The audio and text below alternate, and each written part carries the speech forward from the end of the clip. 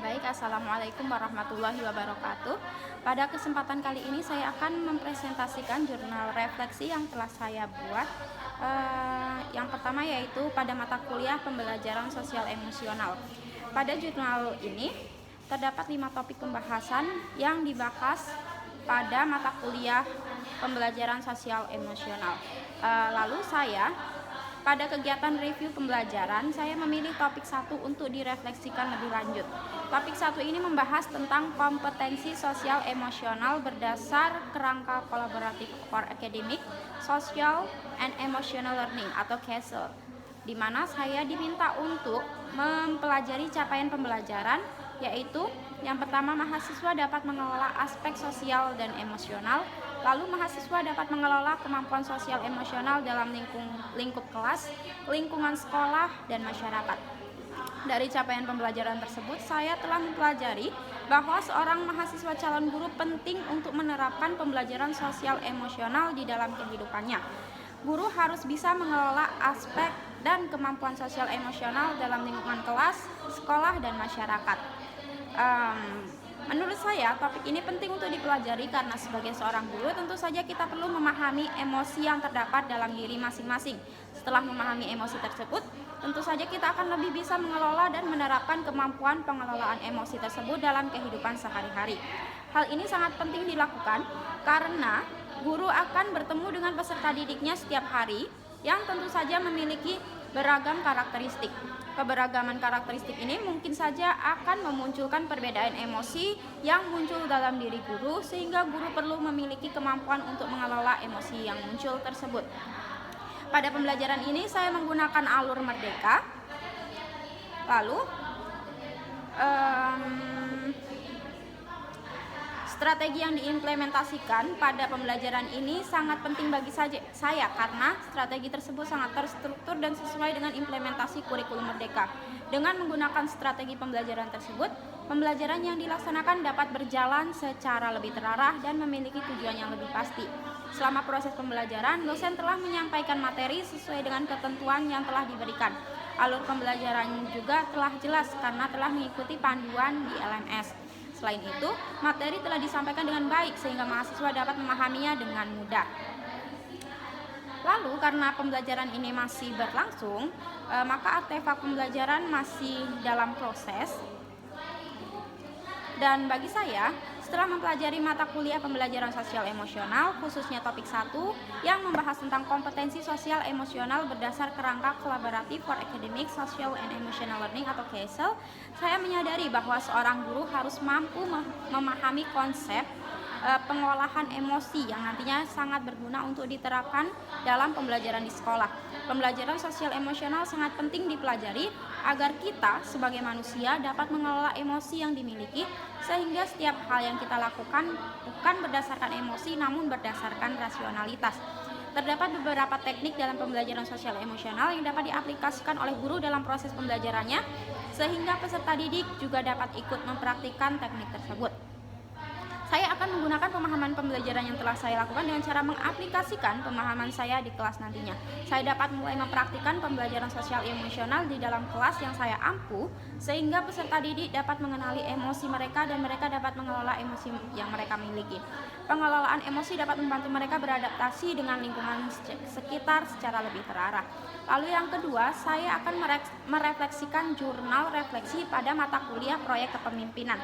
Pada mata kuliah ini terdapat 3 fase pembahasan yang dibahas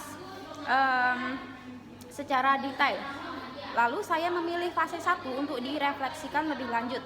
Fase 1 ini membahas tentang revisi dan konfirmasi rencana, di mana saya sebagai mahasiswa PPG diminta untuk menyampaikan perencanaan yang telah dibuat terkait dengan pelaksanaan PK1 dan merevisi hal-hal apa saja yang perlu diperbaiki pada kegiatan PK2 nantinya. Lalu dari pembelajaran yang telah saya laksanakan, saya berpikir bahwa topik ini penting untuk dipelajari karena sebelum melaksanakan suatu kegiatan, tentu saja kita sebagai pelaku kegiatan tersebut harus bisa melihat kekurangan-kekurangan yang muncul dari kegiatan yang akan dilaksanakan. Saya mempelajari fase 1 ini pada mata kuliah proyek kepemimpinan. menggunakan alur kurikulum merdeka. Strategi yang digunakan menurut saya sangat penting karena saya mempelajari mata kuliah ini dengan lebih terstruktur dan sesuai dengan implementasi kurikulum merdeka.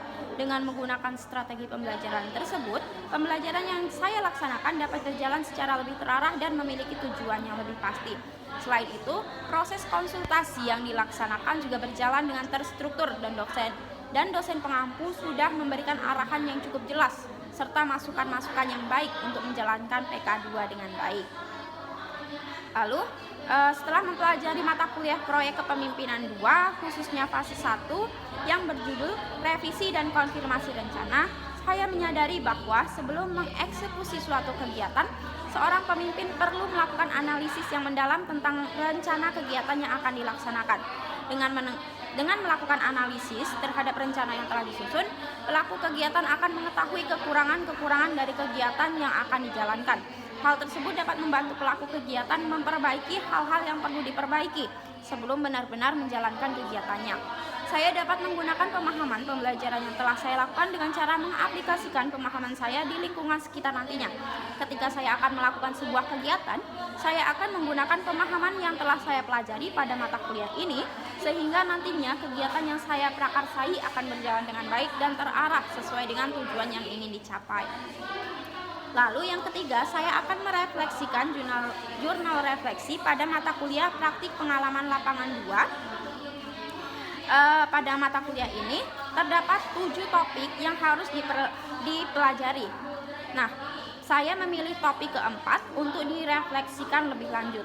Topik keempat ini membahas tentang praktik pembelajaran mandiri PPL 2, di mana saya sebagai mahasiswa diminta untuk melaksanakan praktik pengajaran secara mandiri di sekolah mitra tempat mahasiswa melaksanakan PPL 2.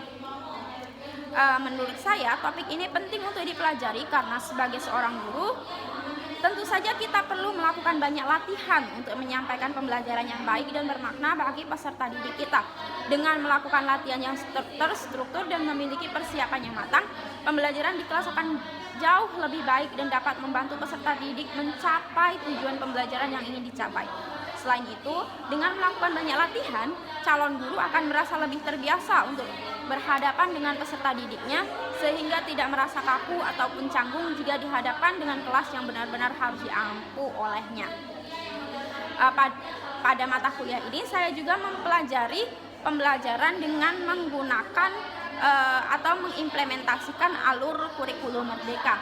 Menurut saya, strategi yang diimplementasikan dalam mempelajari topik 4 ini sangat penting bagi saya karena dengan menggunakan strategi kurikulum merdeka, maka pembelajaran menjadi lebih terstruktur dan sesuai dengan implementasi kurikulum merdeka. Dengan menggunakan strategi pembelajaran tersebut, pembelajaran yang dilaksanakan dapat berjalan secara lebih terarah dan memiliki tujuan yang lebih pasti. Selama proses pembelajaran, dosen telah membantu terlaksananya praktik pembelajaran mandiri di sekolah dengan cukup baik dan memonitor jalannya kegiatan praktik pembelajaran tersebut dibantu dengan guru pamong dari sekolah mitra. Lalu setelah mempelajari mata kuliah praktik pengalaman lapangan 2, khususnya topik 4 ini, saya menyadari bahwa seorang calon guru harus memiliki kemampuan untuk meningkatkan kualitas pembelajarannya di kelas dengan cara melakukan banyak latihan pembelajaran. Selain itu, calon guru harus mampu memberikan pembelajaran yang bermakna untuk peserta didiknya, sehingga mereka harus bisa menyiapkan proses pembelajaran mulai dari perencanaan hingga evaluasi.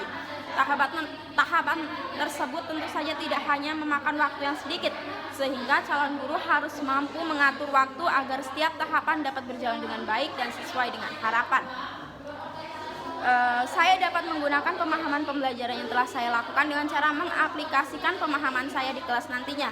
Saya dapat memulai melakukan persiapan yang matang sebelum saya melakukan pembelajaran di kelas, sehingga ketika saya menyampaikan pembelajaran, peserta didik akan mendapatkan pengalaman belajar yang sesuai dengan kebutuhan mereka untuk diaplikasikan di dalam kehidupan nyata. Dan yang terakhir, saya akan merefleksikan jurnal pada mata kuliah Al-Islam dan Kemuhammadiyahan. Pada mata kuliah ini, saya akan merefleksikan topik 2 subtopik 6 yang membahas tentang sumber hukum Islam, metode, serta pendekatan dalam memahami agama. Nah, dari subtopik pembelajaran tersebut, saya telah mempelajari bahwa saya perlu memahami sumber hukum Islam yang menjadi dasar-dasar hukum Islam dan metode serta pendekatan yang digunakan dalam memahami agama. Menurut saya topik ini penting untuk dipelajari karena sebagai manusia yang beragama, kita perlu memahami dasar hukum yang digunakan dalam agama Islam dan bagaimana metode serta pendekatan dalam memahami agama. Hal tersebut akan membuat saya menjadi lebih bisa menggunakan hukum Islam yang sesuai dengan syariat, sehingga dalam memutuskan segala hal dapat dilandasi oleh dasar agama Islam. Selain itu, saya juga bisa menggunakan metode serta pendekatan yang sesuai untuk memahami agama, khususnya agama Islam. Pada mata kuliah ini saya menggunakan alur merdeka untuk mempelajari setiap subbabnya. Strategi yang digunakan ini sangat penting bagi saya karena strategi tersebut sangat terstruktur dan sesuai dengan implementasi dari kurikulum merdeka. Dengan menggunakan strategi pembelajaran tersebut, pembelajaran yang dilaksanakan dapat berjalan secara lebih terarah dan memiliki tujuan yang lebih pasti. Baiklah, selanjutnya saya akan membahas tentang pembelajaran bermakna atau good practice dari mata kuliah yang sudah saya pelajari. Setelah mempelajari mata kuliah Al-Islam dan Kemuhammadiyahan, khususnya topik 2, subtopik 6, saya menyadari bahwa seorang yang beragama harus memahami tentang sumber hukum agamanya serta bagaimana metode dan pendekatan dalam memahami agama tersebut. Saya dapat menggunakan pemahaman pembelajaran yang telah saya lakukan dengan cara mengaplikasikan pemahaman saya dalam kehidupan sehari-hari agar saya lebih terarah dalam menjalankan kewajiban agama saya sesuai dengan dasar hukumnya. Selain itu, saya juga dapat mengaplikasikan metode dan pendekatan dalam memahami agama sehingga dapat memahami agama saya dengan lebih baik lagi.